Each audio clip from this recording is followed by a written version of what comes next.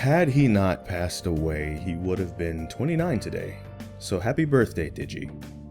The thing is, though, he's still around, right? He still is here. Now, not in like a in denial sense of like, oh, he didn't die to begin with, and it's just an ongoing prank. Much as I wish it would have been, of course, as most of us do.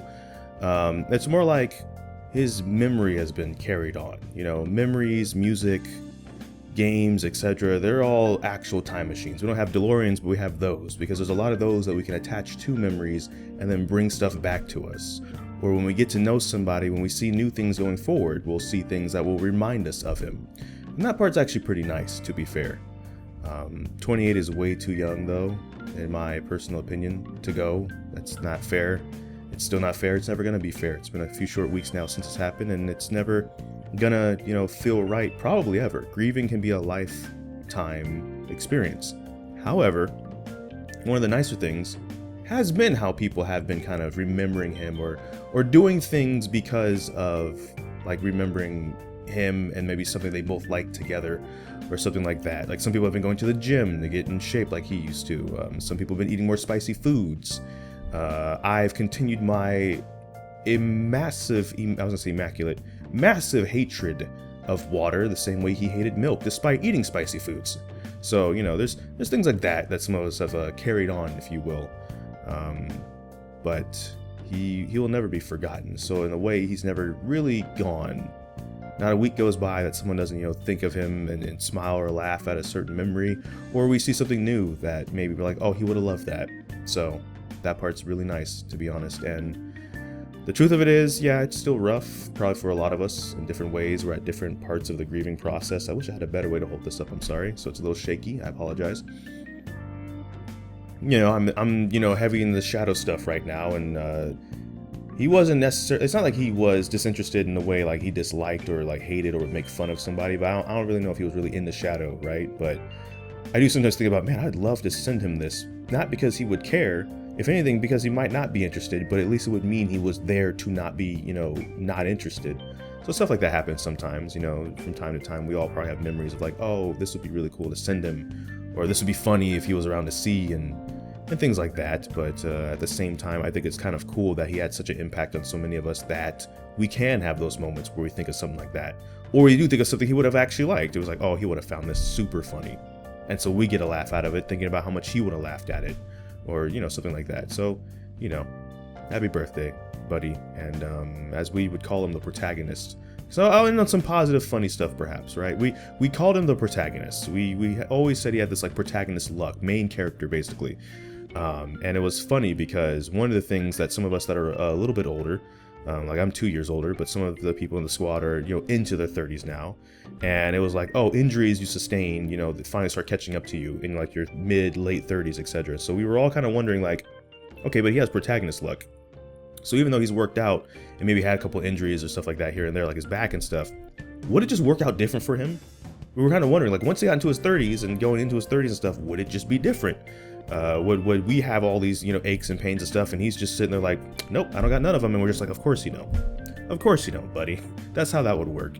There are certain things we were definitely interested in seeing what would happen and stuff like that too, and he definitely deserved to have gotten to live a longer life.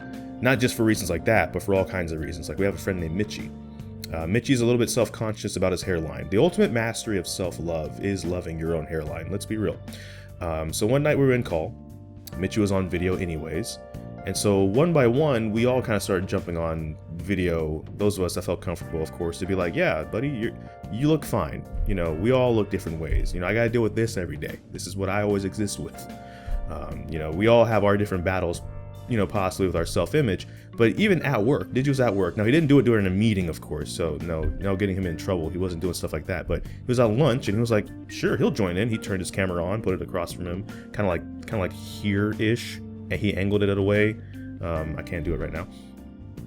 And while he ate lunch, he was on camera. We were all on camera, and we're kind of like, yeah, Mitchie, it's all good, buddy. Listen, this is what we're all working with. It's fine. Stuff like that comes back to mind. Stuff like thinking about because obviously the TTT videos, YouTube, the way it works, it'll recommend other videos. One of his videos he got recommended of mine from watching a TTT video he was in was my old Sonic Adventure 2 playthrough. And so what was interesting about that was we had actually a conversation about like Zelda afterwards.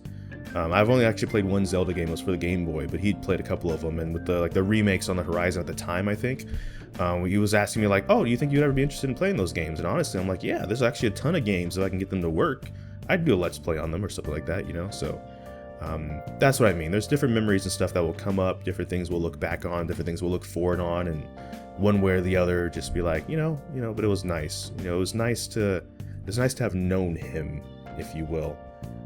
To have this pain, if you will, than to have missed out on who he was as a funny person, as an entertainer, as a cursed memer, but also as a friend, as someone that would support you, and all the other different gems I can't even possibly begin to get into, especially for the people that knew him longer than I did, right? I knew him about 4.5 years. There are people that have known him a long time, people, family, relatives, longtime friends and stuff that could probably say so much more than I can.